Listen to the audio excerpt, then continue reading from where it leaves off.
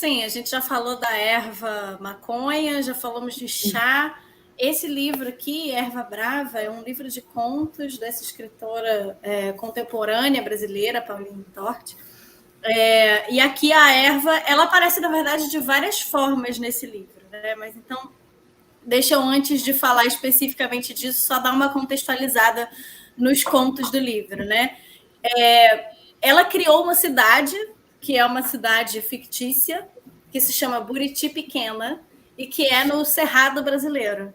Então, acho que isso é legal, porque né? Poderia existir facilmente, e ela é aquela cidade que talvez a gente chamaria de uma cidade que retrata o Brasil profundo, mas eu pessoalmente não gosto dessa expressão, porque eu acho que é como se os problemas dali não tivessem nada a ver com isso que a gente está chamando de Brasil da superfície, que é o nosso Sudeste, né? Como se tivesse muita diferença entre o patriarcalismo, o machismo, os problemas sociais todos que atravessam o Centro-Oeste brasileiro, como se nada disso tivesse nenhuma relação com nada que a gente vive em outras regiões, e principalmente o Sudeste, que acaba sendo o foco da maioria das coisas, né? Então, os contos, eles são individuais, assim, você pode ler qualquer um deles em qualquer ordem, mas quando você lê eles na ordem, eles te dão uma sensação, assim, quase de um romance em forma de contos, porque você vai conhecendo vários personagens dessa mesma cidade, né? E apesar deles não dialogarem um com o outro diretamente nos contos, você lê uma coisa que algo te remete a um personagem do conto anterior, e depois você se lembra de outra pessoa no outro conto. Então, é uma experiência muito legal nesse sentido. Então, assim, a gente tem esses contos que vão ser mais áridos, né? E aí não só por causa do clima árido, né? Mas de retratar uma vida dura, sem respiro, de uma vida que se passa na roça, né? Então, tem um conto, por exemplo, que se chama Mandiocal, que retrata super bem isso, né? Sobre um casal que mora num sítio e ele quer plantar mandioca num lugar específico do sítio, etc. Tem outros contos que vão fazer uma retratação, assim, de umas pequenas brechas de vida que podem brotar nessa aridez, né? E aí eu já vou chegar na coisa da erva, pensando nesses dois polos, né? Os contos que abordam uma coisa muito dura, muito, muito rígida, muito árida, e outros contos que abordam uma coisa mais de um respiro de vida, que são mais ternos, assim, né? Umas histórias mais aconchegantes de alguma forma, né? Por exemplo, a história de um dos contos que é sobre um senhor que se aposentou, ele era o tocador de sino da igreja, e aí ele está ensinando o sobrinho neto a ocupar esse ofício que foi dele por tantos anos. É um conto muito bonito. E aí, então, por que eu estou falando desses dois estilos de conto que tem? Oi? Porque aqui, sinos fazem parte da vida da Pamela bastante desde que ela se mudou. É verdade. É verdade. Pamela está pertíssimo de um sino. Quem sabe não é o sobrinho neto lá de Buriti Pequeno que veio para o Largo do Machado.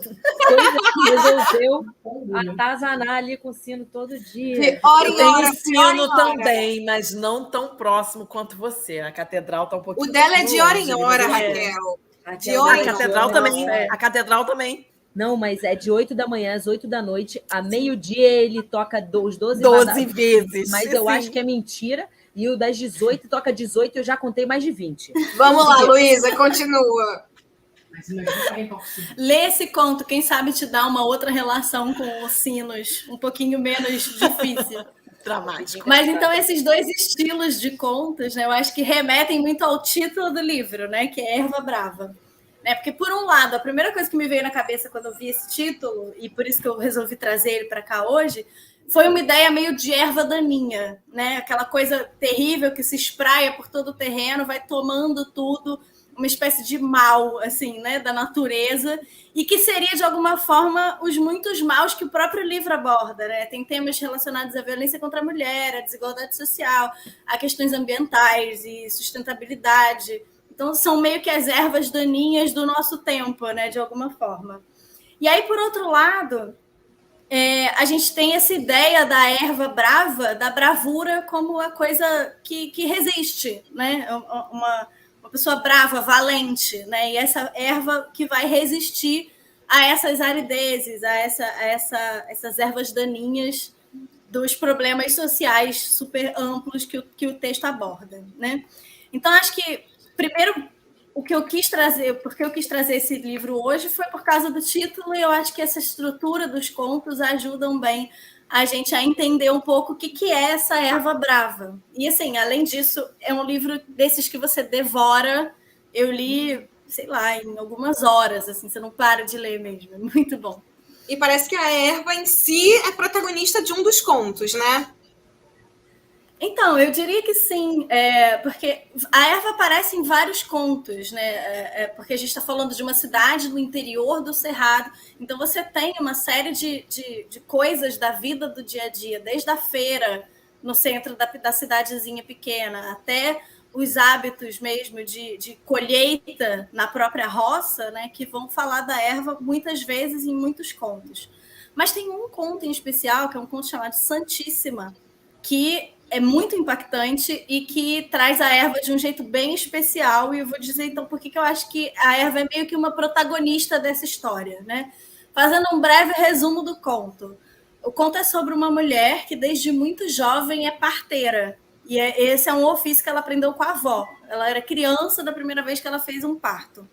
E aí ela aprendeu muitas coisas, né, do que ela sabe com a vida, né, e não propriamente com o estudo formal e tal, mas muitas dessas coisas que ela aprendeu, elas são aprendizados relacionados às plantas e à cultura popular do uso das plantas como remédio, como medicamento, né? Ela tem uma frase que é linda, que ela fala: há ervas que tanto podem ser remédios muito bons quanto venenos muito bravos. A diferença está na sabedoria de quem maneja. Então, é essa relação que ela tem com as ervas nesse conto, né?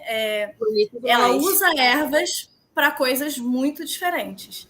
E aí ela vai contar sobre as mulheres que ela atendeu como parteira e todas as crianças que ela ajudou a trazer ao mundo, assim como as crianças que ela ajudou a não trazer ao mundo nos casos de gravidezes indesejadas. E todas essas duas coisas usando ervas. Então, o conto vai falar do parto das crianças, mas ele também fala de uma outra temática que está ali, né? Ela está dita sem dizer a palavra, que é sobre as ervas abortivas que ela usa para realizar abortos nas mulheres que têm gravidezes indesejadas naquela cidadezinha, né?